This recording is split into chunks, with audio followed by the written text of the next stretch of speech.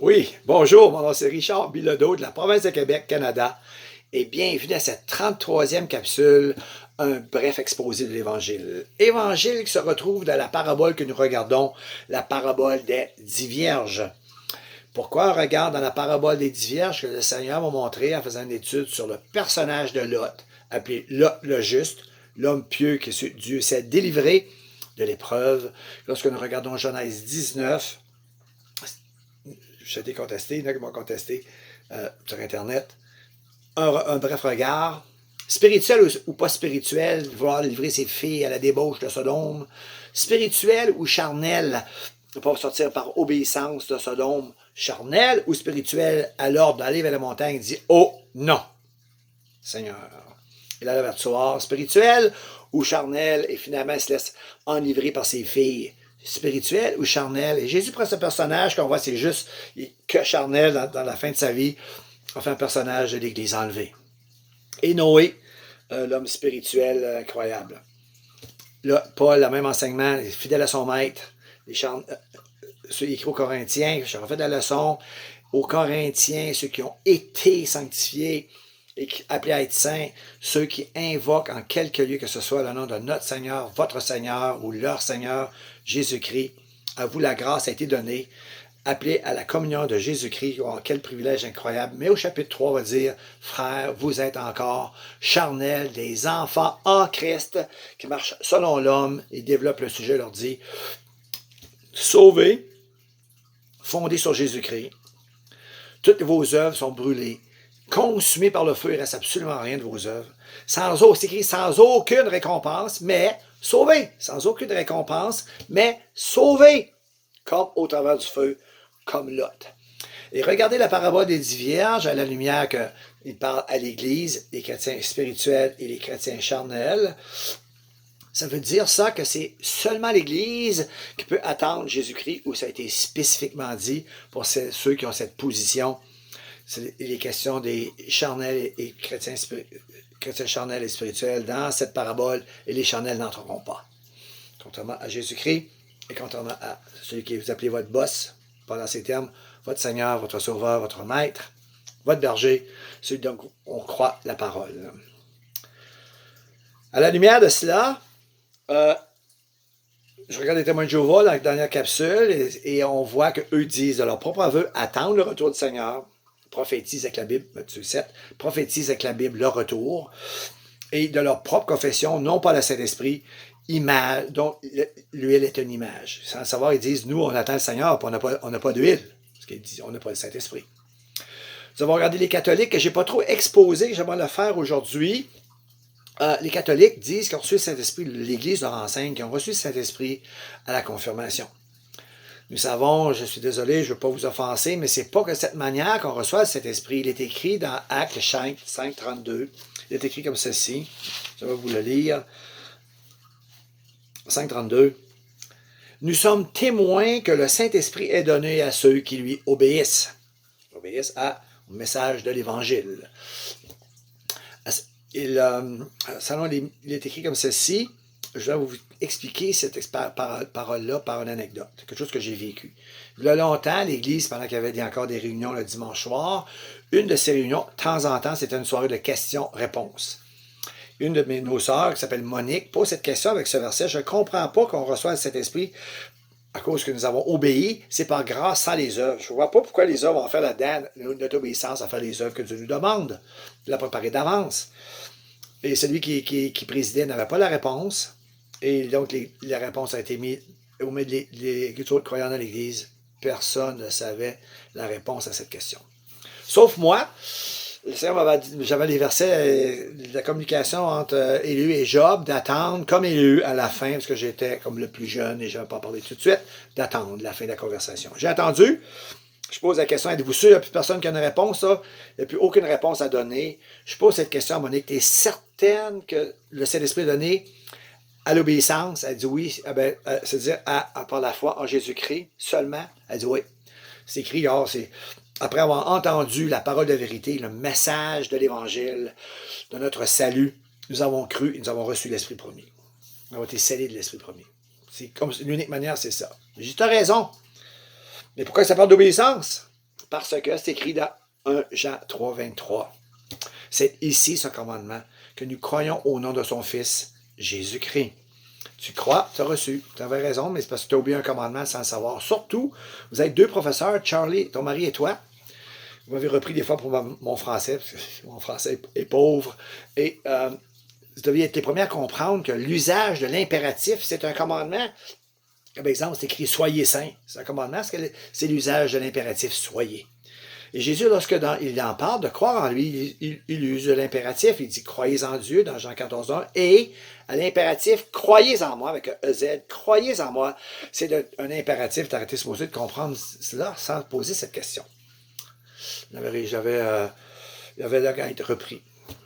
Donc, le Saint-Esprit est donné parce qu'il est obéi à l'Évangile.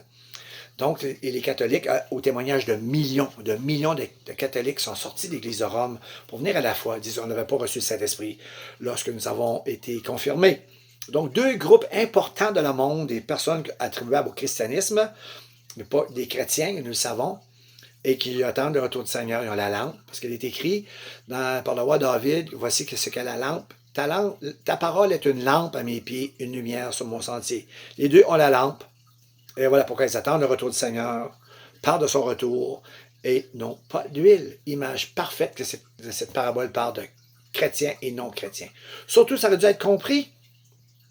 Mais qui convainc de folie? On va dire les vierges. Oui, mais qui convainc de folie? Quoi? Le Père convainc le monde de folie. Donc, c'est question des fous, ceux qui ont refusé Jésus-Christ. J'avais aussi partagé un juif messianique. Il dit qu'il ne comprenait pas de Gentile Church parmi l'Église des non-juifs qui ont la foi en Jésus-Christ. Ils ont tellement de misère avec cette parabole. C'est clair dans l'Ancien Testament. Tu ne peux pas être sage sans avoir de la sagesse. Puis on met une personnification que la sagesse, c'est Jésus-Christ. Mais dans le Nouveau Testament, Christ a été fait sagesse pour nous. Celui qui est sage, parce qu'il a la sagesse, il a Jésus-Christ. Et pas seulement cela, mais aussi il a tous les trésors de la sagesse sont en Jésus-Christ. Soit donc celui qui est la source de la sagesse elle-même, qui a été faite sagesse pour nous. Jésus-Christ, inquiète-toi pas, tu as reçu le Saint-Esprit, tu as de l'huile. L'autre mauvaise interprétation que c'est écrit, parce que ça parle de chrétiens charnels, spirituels et charnels, c'est qu'ils prennent 1 Thessaloniciens 5, 19, disant « N'éteignez pas l'esprit ». Ça, c'est la personne de ne pas l'éteindre. Mais dans la parabole, c'est pas écrit que les folles ont éteint leur lampe. C'est une idée étrangère à la parabole. Même s'il y a le mot « éteindre » dans les deux versets, elle a une idée dans 1 Thessaloniciens 5, 19, qui ne parle pas Jésus de l'éteindre. Les folles n'ont pas éteindu, elles ne restaient pas allumées. Donc, il m'amène ce matin à voir qu'est-ce que c'est une lampe qui allume, pas d'huile. Quand j'ai appris, il y a longtemps, près une quarantaine d'années, que cette parabole ne parlait pas que de sauver et non sauver, mais parlait que de l'Église, les charnels et les spirituels, j'ai eu cette idée qui me venait à l'esprit, va t'acheter une lampe. Donc, j'ai obéi à cette idée et je l'ai allumée. Comme il dit, allume-la, je l'ai allumée. Et il y avait une seule manière de décrire ce qui s'est passé. Ça ne reste pas allumé, mais ça l'allume. Mais ça ne reste pas allumé. Pourquoi? C'est la mèche qui allume. Je partage ça à mon frère. Et je me dis, non, Richard, ton test, ton expérience ne vaut absolument rien. Une lampe juive n'a pas de mèche. Ce n'est que de l'huile qu'il y a dans la lampe. Donc, je mets ça de côté. Et 40 ans plus tard, forcé à étudier la parabole des 10 vierges, j'apprends. Regardons ça, le Nouveau Dictionnaire biblique dit que la lampe juive a des mèches. Vérifie. Concordance.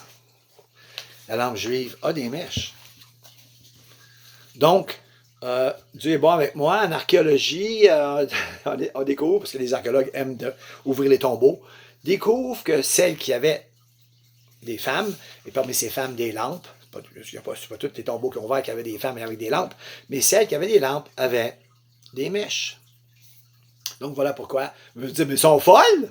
Il y a des lampes, pas de mèches, juste des mèches. Voilà pourquoi c'est pas resté allumé. De toute façon, j'ai découvert que le Talmud, il faut étudier loin bien longtemps, qu'on n'allume jamais, jamais.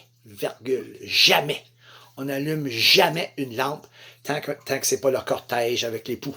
Tant que l'époux n'est pas là, il n'y a pas de cortège, jamais que la lampe n'est allumée. Donc, ils se sont endormis puisque l'époux n'arrivait pas. C'est pas écrit qu'elles repréparèrent leur lampe. Ça signifie donc que c'est pas juste dans le cortège. Et par conséquent, c'est encore dire une idée qui n'est pas là. Est-ce que c'est écrit repréparèrent ou c'est écrit préparèrent? Un, c'est pas l'écriture, l'autre est l'écriture. Repréparer, ça, c'est vieux comme le chemin.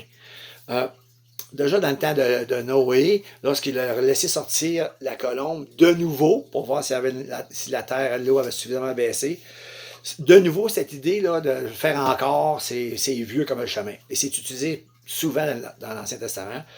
Donc, c'est pas que Jésus, j'ai jamais dit qu'il avait préparé de nouveau. J'ai dit, la préparant, puis il ne peut pas la préparer avant, tant que je ne suis pas là, ils n'ont pas d'air l'allumer. C'est comme la règle de la lampe dans une noce juive.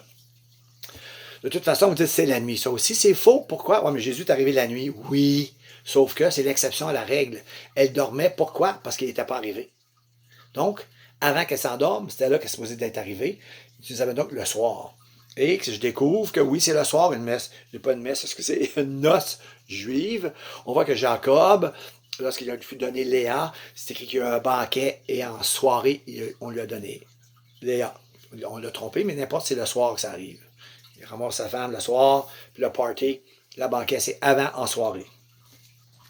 Donc, on ne peut pas dire que c'est la nuit, on ne peut pas dire qu'ils l'ont éteindu, et on ne peut pas dire qu'ils la réallumèrent. Donc,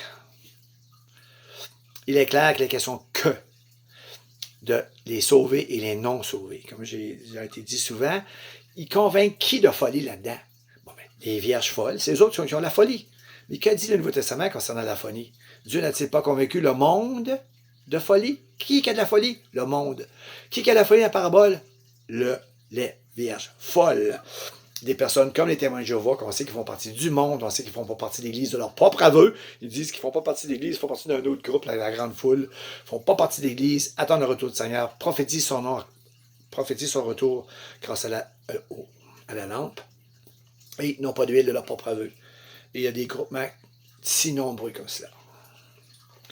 Prépare-toi à la rencontre de ton Dieu. Voilà le sujet de cette parabole. Et si tu ne te prépares pas, la catastrophe. Je donc regarder aussi un autre petit élément important pour dire qu'il faut rejeter dans la parabole. Parce qu'on voit que c'est dit c'est l'Église seulement, les chrétiens charnels et spirituels et charnels. Pourquoi donc est-ce que le monde attend et c'est un morceau de cassette parfait dans cette parabole? Mais il est dit aussi ceci. J'ai encore entendu une émission il y a 2 semaines en écoutant le personnage qui disait tu as venu reconnaître tes péchés, tu as demandé pardon de tes péchés au Seigneur, tu crois qu'il est mort pour tes péchés, qu'il est ressuscité de cette mort pour toi, tu as invoqué son nom pour être sauvé, sois sûr et certain, tu as la vie éternelle. Mais, dit-il à cette émission, si tu ne développes pas une relation avec le Seigneur, tu es un chrétien charnel et tu ne seras pas pris. Une erreur de théologique noir sur blanc. Comment se fait ça? C'est quoi la vie éternelle? Inquiète-toi pas, tu as la vie éternelle, sauf que tu ne développes pas ta relation, tu ne seras pas pris. C'est quoi la vie éternelle? La vie éternelle, c'est de me connaître. La vie éternelle, c'est de te connaître, toi, le seul vrai Dieu, et celui qui t'a envoyé Jésus-Christ. Tu as la vie éternelle, tu connais. Mais comme tu dis, tu as la vie éternelle qui est de connaître, et tu ne connais pas. Ça marche pas. Ça marche pas. Ça aussi, c'est pas comprendre ce qu'est la vie éternelle que tu as. De toute façon, à qui incombe la responsabilité de développer une relation? L'enfant ou le père et la mère? C'est aux parents qui ont la responsabilité d'élever les enfants. C'est comme ça, c'est instruire l'enfant dans la voie qu'il doit suivre. Hébreu très clair. Si tu n'as pas part à l'éducation de l'Éternel, tu es un fils illégitime. Et ça a été très poli, les traducteurs, parce que ceux qui connaissent le grec un peu ou qui étudient savent que l'auteur a dit « Si vous n'avez pas part à l'éducation de l'Éternel, vous êtes des bâtards. » Donc, tu n'as pas part, tu ne peux pas ne pas développer ta relation parce que tu as « Ah oui, c'est vrai, tu ne la développes pas. » Quelle sorte de papa que tu as, toi? Moi, mon père, c'est un père qui est bon. Et il développe sa relation avec ses enfants. Il instruit ses enfants dans la voie qu'il doit suivre. Puis si tu éteins la lampe, tu penses qu'il va te laisser aller? Oh, c'est à toi. Hey, bon berger un père, le mot surveillant là-dedans. Tu ne penses pas qu'on vient t'encourager, te fortifier, t'édifier? Est-ce que tu rallumes? Absolument. Dieu ne permettra pas que tu restes éteint, si tu l'as éteint. Mais remarquez, d'une part, ça parle de feu et d'huile, mais Jésus, lorsqu'il parle du Saint-Esprit, je vais finir avec ceci, dans Jean 4, lorsqu'il parlait avec sa Samaritaine, il dit ceci. Puis dans Jean, plus tard, il explique que l'eau qu'il donne, c'est le Saint-Esprit, puis il n'avait pas encore été donné. Il dit ceci. Celui qui boit l'eau que je lui donne, elle deviendra en lui une source d'eau vive, elle coulera jusque dans la vie éternelle. Soit tu crois cela, ou tu crois non. Celui qui boit l'eau, elle peut ne pas devenir une source d'eau vive, et elle peut ne pas couler jusqu'à la vie éternelle. Oh, c'est pas ce que Jésus dit. Non, là, tu sais. Bon, mais c'est cela ce scriptura, seulement l'Écriture, Jésus dit. Celui qui boit l'eau, elle deviendra une source d'eau vive, et elle coulera jusque dans la vie éternelle. Inquiète pas, ça c'est l'aspect, c'est l'eau.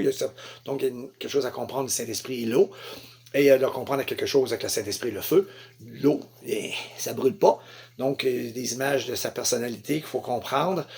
Mais je vous encourage à comprendre. Tu as reçu le Seigneur, tu as reçu la sagesse.